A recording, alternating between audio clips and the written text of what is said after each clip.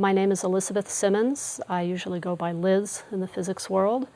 I'm from Michigan State University, and I first came to the Physics Center in 1988 when I was still a graduate student. I remember because it was the year of one of the Snowmass Conferences, and that's why it was particularly interesting to come that year. And my thesis advisor came, and a number of his former students who were postdocs. There was quite a community of us here, so that made it a very fun summer.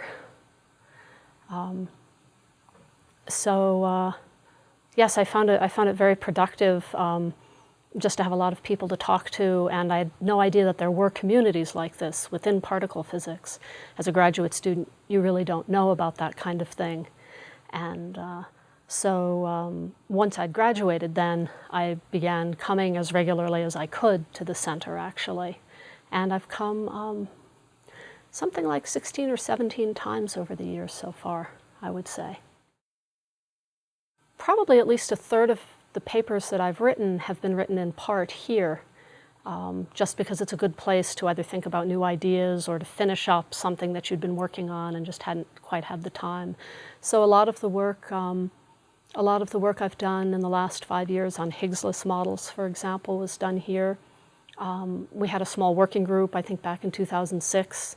A few of us who had been collaborating but from different continents actually got together here and made some good progress, and that was nice. And before that, just work on technicolor, and in particular the phenomenology of technicolor. I was the co-organizer of a couple different workshops, bringing theorists and experimentalists together, and that was quite helpful to have Aspen as a place to do that. So yeah, it's been very useful to my physics over the years. Yeah, in fact, I can think of several papers that got started here because of collaborations during workshops. Particularly, I think there was a long one about signals of technicolor at colliders, and we had some experimentalists at the workshop as well as theorists, and so the experimentalists could set us straight when we got too ambitious about what they might be able to see. They could rein us in a little bit, and then that turned into a nice paper eventually, and I think was very useful to the community. So that was a good outcome of that workshop. What do you think your impact on the center has been? Well, probably mostly in the area of women in science, both advocating for a greater presence of women and a greater diversity overall, and then gradually, I suppose, moving into the ranks of one of the more senior women who's actually here, which is rather okay. Since I've been coming here for 20 years, that's quite something to think about. In 1993, Tom Applequist, who I think was president at the time, asked me and Catherine Callan and Katie Fries to think about organizing a workshop on women in physics, because he could see that there wasn't really proportional representation here at the center, either in governance or just in number of participants. And so the three of us did organize a focal week on women in physics in July of 1994. And it was unusual at the center for two reasons. One is that it was a workshop that was not focused on any particular topic in physics. And also because during that focal week, well, it must have been a quarter of the people at the center were women. Now this was unheard of. And for us it was fabulous. And we had a great time. And we did something that at the time we didn't know how much of an impact it was, but in retrospect, it was by serendipity a really great idea. And that is, in addition to trying to get as many women physicists as possible to attend, we also invited several women historians and sociologists to attend to get some broader perspective on women in science and women's participation in fields where they had traditionally been minorities. And we had sessions that were talking about some of the history, some of the sociology, and then, practically speaking, what could the center do in the future? A number of the men, including men very involved in governance, attended a lot of the sessions, Tom certainly did. Mike Turner, I think Pierre Ramond attended a number of them, which was really great. And what happened was that the women historians and sociologists, coming from a different perspective, advocated some truly radical ideas, which sounded really radical in the center because it was fairly conservative on these issues. And by the end of the week, we had put together a list of recommendations for the center, but in order to agree on recommendations, it wasn't actually anything terribly radical that we advocated. We were advocating some actually quite moderate things, such as not establishing a daycare center in the center of the campus, but simply letting people know of all the daycare options that there are in town. Not immediately having places reserved for women in the governance, but just consideration given each year to trying to make sure women were nominated so that their names would actually be considered.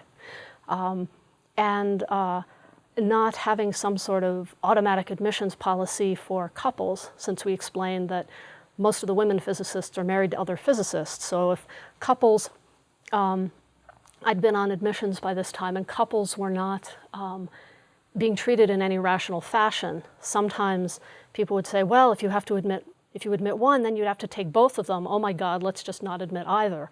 Or, well, she wants to come for these weeks, and say, assume it's a straight couple, he wants to come for those weeks. Well, they must have made a mistake. They must both want to be here at once, so we'll admit them for the same weeks. In which case, of course, they wouldn't come because it was weeks that wouldn't work for them, it was the wrong workshops. And we just said, look, have a policy where each couple gets to say, forget that you happen to know that we're a couple and treat us independently, or we are a couple, we really could only come if our whole family could come. So just let people tell you how they want to be treated, and then that's fair.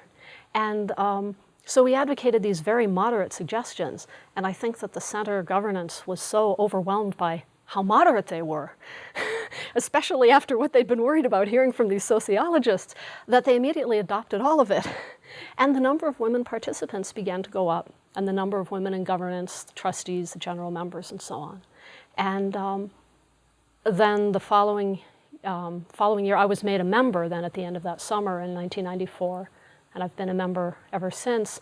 And when Pierre Ramond became president, he formed a participant diversity committee and asked me to chair it, and I chaired it for, I don't remember, 5 years, 8 years, something like that.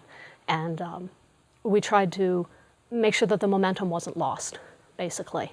And so I think that's been very helpful. So I think that's probably the area where I've had the most impact on the center. I think one of the things that's been interesting over the years is to see, in terms of ways that the center has changed, is to see how outreach has been more and more invited into the center and onto the campus of the center. I mean, there were always talks, but now there's a much greater variety of talks and public dialogues, and now we have the barbecues on right here on campus with lots of children.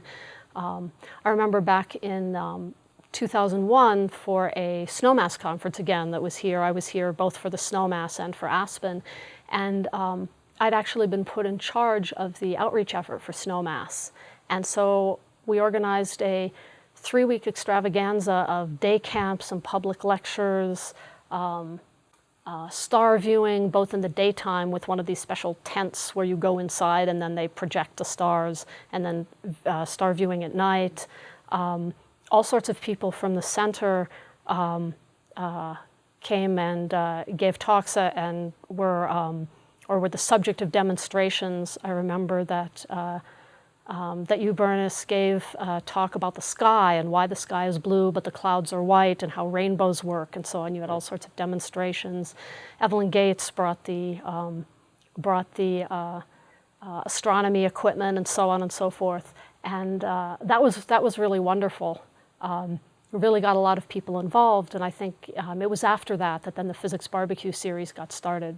Kevin Ward came to town, and a couple of years after that we had then actually another sort of focal week, but this time on education and outreach here at the center in 2004. And that led to a white paper on what could be done to further education and outreach across the country. So that's been a nice development here as well. I think one of the other ways that the center has been important for me is particularly because there aren't many women in physics, so it means that at any given institution there aren't many women. So I'm the only woman theorist at MSU, for example. And so when I come here in the summertime, I get to see all of the other women theorists. And we're friends, and our families are friends, but we see each other here, except if we happen to go give a colloquium at one another's universities. But it means that over the years then I know Marcella and Ina and Graciela, and I can go on, but I know their families, I know their children. Our children have grown up together over the years, and when they come here, they form a little community of their own. We go rafting together, music, hiking, all sorts of things, and that's really wonderful, and I think that's one of the things the center does best for people who are in some way in the minority or on the margins, where at their home university, just because of statistics of small numbers. Here, that doesn't have to be the case. My kids have grown up doing mountain climbing, even though we live in Michigan and there are no mountains there. But here we come and we hike. We have our favorite hikes to Cathedral and Grizzly Lake and so on. And so that's part of the family lore and family tradition. And that's really been a wonderful, I think, enriching part of the life overall here. I think there's better work-life balance when you're here at the center, because your family is here, and there are always a few kids playing on the lawn and that kind of thing, and everyone says that's fine. There's no problem with that. Everybody has an afternoon where maybe their kids are here, and then they all go off to the barbecue or the tent or something like that. And, so I think that's really an important part of life here at the center. One of the things I think I've enjoyed about being a member, in fact, is it's a way of giving back to a community that's important to you without there being a lot of politics or hierarchy. I mean, sometimes at a university, there's only room for one chair, there's only room for one dean or certain things like that. And a lot of questions about status and perks get tangled up with it. And here one can simply serve and give back and help the center keep moving without there being any of that. And that's really refreshing and one of the nice things about it.